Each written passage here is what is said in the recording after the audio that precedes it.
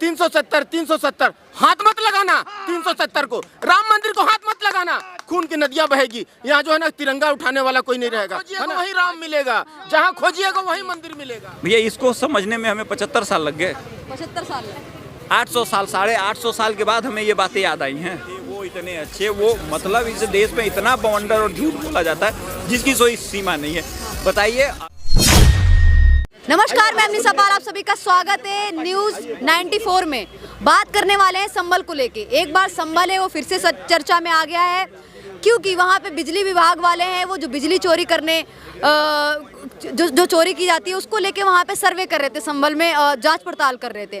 इसी के साथ वहाँ पे मंदिर जिस तरह से मिला, जो 46 साल दबा हुआ मंदिर है, साथ ही उसके आसपास घर भी बना दिए गए थे। अब बात करने वाले हैं आखिर ये जो मंदिर है इतने सालों बाद जो मिला है, इसको लेके जो बातें हैं वो काफ़ी सामने आ रही हैं। कहा जा रहा है कि 1978 में संबल में जो हिंसा हुई थी उसके बाद का मंदिर है, उसके बाद यहाँ का जो हिंदू है वो पलायन कर गए थे, उसके बाद ये मंदिर यहाँ पे दबा मिला है। बात करेंगे जनता से, जनता की क्या राय। क्या नाम हो सर आपका? अमित नाम हुआ मेरा। क्या कहेंगे सर, जिस तरह से भी संबल में 46 साल बाद मंदिर मिला है, ये काफ़ी विषय चर्चा में बना हुआ है। कहा जा रहा है कि ये संबल की जब हिंसा हुई थी 1978 में, उसके बाद ये मंदिर है, ये यहाँ पे एक तरह से विलुप्त हो गया था, पता ही नहीं चला था कि लोग यहाँ से हिंदू हैं वो पलायन कर गए थे। देखिए, मैं सीधी बात करता हूँ। ये आपका जो मंदिर का मुद्दा है ये केवल हेजेमनी से जुड़ा हुआ है। अच्छा। इससे कोई, ये इसका केवल रिलीजियस इम्पैक्ट है। आप इस देश में सेकेंड क्लास सिटीजन हैं, ठीक है। अब और जो हमको पढ़ाया जाता है गंगा जमुना खराब हो जाएगी, ये तहजीब वो तहजीब, मुगल वो अच्छे, वो इतने अच्छे, वो मतलब इस देश में इतना बवंडर और झूठ बोला जाता है जिसकी कोई सीमा नहीं है। बताइए, अगर वो लोग इतने अच्छे थे, इतने महान थे, इतने बड़े रूलर थे, ठीक है, तो जिनका पूरे भारत पे कब्जा था, क्या वो मंदिर छोड़ के कहीं और मस्जिद नहीं बना सकते थे? नहीं बनाया ना। उन्होंने हर मंदिर को तोड़ के ऊपर मस्जिद बनाई और उसको इस तरीके से डिजाइन किया कि तुमको सदियों इस बात का एहसास रहे कि हमने तुम्हारे ऊपर शासन किया हुआ है। तो ये हमारे मेंटली हमको गुलाम बनाने के लिए ये दिखाया जाता है। वो स्टोरी मेरी बड़ी फेमस है कि भैया मैंने आपको ज्ञान दिया, लेकिन आप कहते हैं कि उस ज्ञान को पढ़ के जब आपको लिखना पढ़ना है तो आप कहते हैं यार जो ज्ञान देता है वो मूर्ख होता है। अच्छा। तो ये कहानी मेरे दिमाग में सामने से दिखता है, हमारे साथ इनजस्टिस हुआ और उसको जस्टिफाई करने के लिए हमारे देश के संविधान निर्माताओं ने उसको खुली छूट दे दी। हाँ, क्या ये जो बात है सच है? कहते हैं कि अंग्रेज हैं वो आए थे सोना लूटने के चक्कर में, जो हमारा देश है इसकी धन संपत्ति लूटने के चक्कर में, और जो मुगल आए थे ये अपना क्या कहते हैं एक तरह से धर्म को बढ़ाने के लिए, जो मुगल साम्राज्य इसको बढ़ाने के लिए, साथ ही इस्लाम धर्म को और ज़्यादा किया जा सके, लोगों तक पहुँचाया जा सके, इसलिए ये आए थे। भैया वो इसलिए नहीं आए थे, वो इसीलिए आए थे कि हम आपको ये एहसास दिला सके कि आप देखिए हम आपके ऊपर शासन करते हैं और आपका जो पूजा स्थल है उसको हम तोड़ेंगे और उस पर अपना मस्जिद बनाएंगे। तो वो ना भारत की जीडीपी में मुगल भी लुटेरे थे और अंग्रेज भी लुटेरे थे, दोनों लुटेरे थे। ठीक है, जिससे ही हमारा संविधान बना। हमारे संविधान, इस देश के सारे फसाद की जड़ ही संविधान में है। अच्छा। क्यों? क्योंकि ये वही संविधान है जो ये जिसका रूल बना था कि पार्लियामेंट चुनाव हो जाएंगे, पार्लियामेंट बन जाएगी, संविधान होगा। लेकिन भैया चुनाव तो हुए नहीं, अमेंडमेंट पहले से शुरू हो गया। और तो सुनिए, अभी यही गनीमत नहीं है, जजों ने उसको कह दिया कि हाँ भैया सही है। क्यों कर दिया? क्योंकि ये वही लोग थे और ये वही जज थे जो ब्रिटिश काल से भारत के ऊपर शासन कर रहे थे। सर, संबल में जो मंदिर निकला है, ये जो यहाँ के जियाउल रहमान जो यहाँ के सांसद हैं, सपा सांसद हैं, उनके घर से 200 मीटर की दूरी पे ही है। देखिए, ये तो मैंने तो आपको उदाहरण गिना दिया ना। ये भारत में कुछ करने नहीं आए थे, इनका काम ही यही था कि आपको जलील करना है। तो वो जलालत आज भी जारी है, उसको संविधान ने जस्टिफाई कर दिया। और वर्षी एक्ट जो है उसका उदाहरण है। उसने तो क्लियर कर दिया कि भैया तुम गुलाम थे, गुलाम हो और गुलाम रहोगे। तुम्हारे पास कोई राइट नहीं है कि तुम अपने ही देश में अपने ही मंदिर के बारे में जान सको।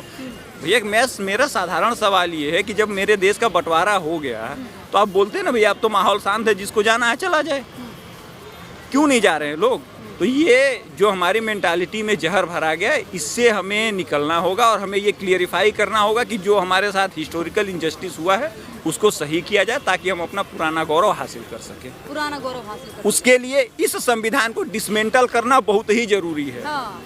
योगी आदित्यनाथ भी इसको लेके बयान दे रहे हैं, कह रहे हैं ये तो अब यहाँ पे हमारा जो रामलला का मंदिर, क्या कहते हैं, रामलला की मूर्ति भी दबी हुई निकली है। इस तरह धीरे धीरे ये एक तरह से ऐसे शासन में दबी हुई थी जहाँ जब लगातार हिंदुओं पे नरसंहार हो रहा था। मैं तो बार बार ये बात कह रहा हूँ कि मुगलों ने तो इसीलिए आपके मंदिर तोड़ के मस्जिद बनाई ना, वो भी आधी अधूरी, इसीलिए बनाई थी कि आपको एहसास होता रहे कि आप देखिए हमने आपके ऊपर शासन किया है। वो हमें आधी अधूरी से कहीं ना कहीं ये टूट रही है और ये सर्वे हो रहा है, वही आधी अधूरी की वजह से कुछ चीजें छूट गई हैं, कुछ मूर्तियां हैं वो भी नजर आती हैं। भैया इसको समझने में हमें 75 साल लग गए। 75 साल 800 साल, 850 साल के बाद हमें ये बातें याद आई हैं।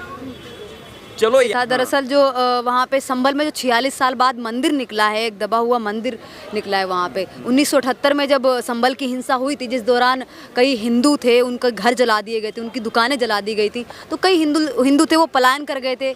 इसी दौरान अब 46 साल बाद वहाँ पे मंदिर निकलता है, क्योंकि जो बिजली विभाग वाले थे वो जो बिजली चोरी करते हैं उसका पता लगाने गए थे, तो इसी दौरान वो मंदिर मिला है। जी जी जी। फिर वहाँ पे जाके प्रशासन ने सफाई की है, पुलिस वालों ने जाके सफाई की है, फिर पूजा पाठ हुआ है। इसको लेके आप क्या कहेंगे? मैं वो कह रहा हूँ ना कि ये हिंदुस्तान है, हिंदू स्थान, इसका नाम ही है हिंदू स्थान। तो यहाँ जहाँ जहाँ खोदिएगा ना वहाँ वहाँ मंदिर मिलेगा। ये इसका नाम है हिंदू स्थान है। सत्य सनातन धर्म शुरू से चला आ रहा है। सिया राम मैं सब जग जानी और करहूँ प्रणाम जोरी जुग पानी। जहाँ खोजिएगा वहीं राम मिलेगा, जहाँ खोजिएगा वहीं मंदिर मिलेगा। तो ये हिंदू स्थान हिंदुओं का स्थान है मेरे भाई। जहाँ खोदिए वहाँ मंदिर मिलेगा। तो मंदिर मिल गया तो कौन सा बहुत बड़ा बात हो? हर जगह खुदवा देंगे इस चक्कर में। अरे भैया जहाँ जहाँ खोदो मंदिर मिलेगा, और भ्रष्टाचार को खोदो कांग्रेस निकलेगा, और कांग्रेस को खोदो तो मुगल निकलेगा। ये तो सिस्टम है। हाँ जी।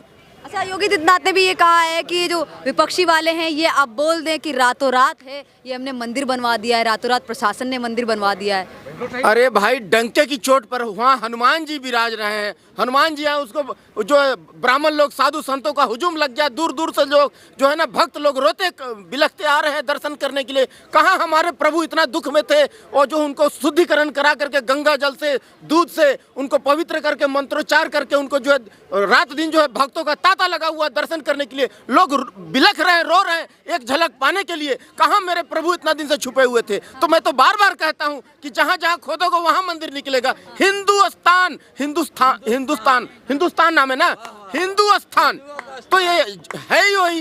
इसमें नकारने से और झूठ बोलने से कोई फायदा नहीं है। सच सच होता है। ये टोटी भैया क्या बोलेंगे? हाँ, ये राम भक्तों पर गोली चलवा देते हैं। ये जो है ना इनका बाबूजी कहते हैं कि लड़के लोग बलात्कार करते हैं तो इनको माफ कर देना चाहिए। लड़के हैं गलती हो जाती है। काहे का गलती हो जाती है भैया? आप गुंडा माफियाओं को पालते हैं। अब ये देश बदल चुका है, नेहरू वाला इंडिया नहीं है। नेहरू कबूतर उड़ाता था, और ये मोदी वाला भारत है। मोदी वाला मोदी जी जो है शेर छोड़ता है, घर में घुस के मारता है। 56 इंची का सीना है। और ये देश बदल चुका है, देश करवट ले लिया है। अब जो बदमाशी करेगा ब्रह्मोस मिसाइल से उसको जवाब दिया जाएगा। 200 मीटर की दूरी पे जो सफा सांसद हैं जियाउर रहमान, उनके घर से 200 मीटर की दूरी पे ये मंदिर मिला है बकायदा। क्या कहेंगे, कहीं ये कोई साजिश तो नहीं लगती है, या फिर कुछ कोई सोची समझी प्लानिंग लगती हो? अरे कोई प्लानिंग नहीं है। जहाँ जहाँ दबा हुआ मंदिर है, भगवान वहाँ खुद आने के लिए चेष्टा कर रहे हैं कि भैया बाहर निकलो। अब राम राज्य आ गया है। अब ये टोटी भैया नहीं है कि गोली चलवा देंगे राम भक्तों पर। अब ये सब जगह जहाँ देखो वहीं राम राम राम। सारा देश राममय हो गया है। सारा देश जो है ना अयोध्या धाम की ओर कूच कर चला है। अभी ट्रेंड में आ गया है। कोई भगवा पहन रहा है, कोई संस्कृत बोल रहा है, कोई गुरुकुल जा रहा है, और कोई जो है ना आगे बढ़ने को सोच रहा है। श्री राम प्रभु का मंदिर बनाने का काम कर रहा है। कोई अपना घर में श्री राम प्रभु को प्रतिष्ठित कर रहा है। तो सारा जग जो है ना राममय हो गया, भगवामय हो गया। अब देश बदल चुका है।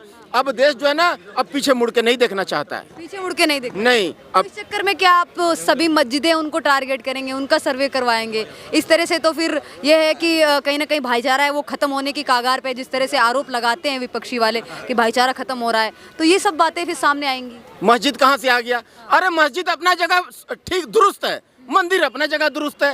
ये बाहर के लुटेरे आए हमें आपस में लड़वाने के लिए। क्या किए कि किसी कोई मंदिर है, मंदिर को हड़प कर करके उस पर अपना ढांचा लगा दिए। तो जिसका जो चीज़ है तो मांगेगा ना भाई, जिसका जो चीज़ है वो मांगेगा। तो गुरबानी कहती है, हमारा गुरु ग्रंथ साहिब जी में लिखा हुआ है कि हक पराया नान का उस सुअर उस गाय।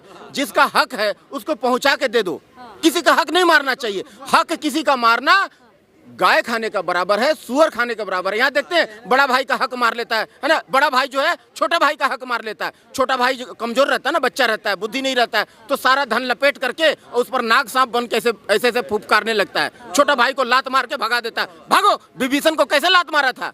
रावण मारा था ना, बानर राज बाली सुग्रीव को लात मार के भगा दिया था। भागो यहाँ से, नहीं तो जान मार देंगे। वो कहाँ एक पर्वत पर जाके छुपे हुए थे ना। तो वैसे ही आज जितना बड़ा भाई है ना, वही छोटा भाई को दमन करने का काम करता है। भैया ऐसा मत करो, जो भाई भाई का खाए तो जड़ मूल से जाए। भाई का जो अंश खाता है ना, वो निर्वंश हो जाता है। कभी भी छोटे भाई को दबाना नहीं चाहिए, उसको हक पहुंचा के दो। ले बाबू तेरा 1 लाख रुपया निकलता है, पिताजी का विरासत का चीज है। हाँ, अपना जाओ एंजॉय करो, चाहे कमाओ या आगे बढ़ाओ या जुआ खेल जाओ या किसी को दान कर दो। वैसे किसी का हक जो है ना पहुंचा के देना चाहिए। तो जो जिसका हक है वो मांगेगा। तो ये हिंदू का अगर मंदिर है तो मांगेगा ना जी। उनका भी मोदी की सरकार आया है, राम राज आ गया है, तो मांगेगा, डंके की चोट पर मांगेगा, भैया मेरा मंदिर है, मेरे को दे दो। तो दे दा के खत्म करो। ये टंटा नहीं चाहिए, हमें शांति चाहिए, हमें झगड़ा नहीं चाहिए। हिंदू भी खुश है, मुसलमान भी खुश है। मुसलमान कहाँ खुश है? जब से बीजेपी सरकार आई है खुशी नहीं है वो, क्योंकि लगातार उनको ही टारगेट किया जा रहा है।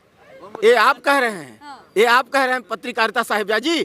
मुसलमान अपना जगह भी तो कह रहा है, कांग्रेस भी ओवैसी भी तो कह रहे हैं। वो जिनका नाम बोल रहे हैं ना, उनका दिल किन के लिए धड़कता है मालूम है? फिलिस्तीन के लिए दिल धड़कता है। वो संसद भवन जैसे पवित्र जगह में वहाँ का जिंदाबाद करते हैं। यहाँ का नहीं है वो, यहाँ का नहीं, वहाँ के लिए उनका दिल धड़कता है। ठीक है ना।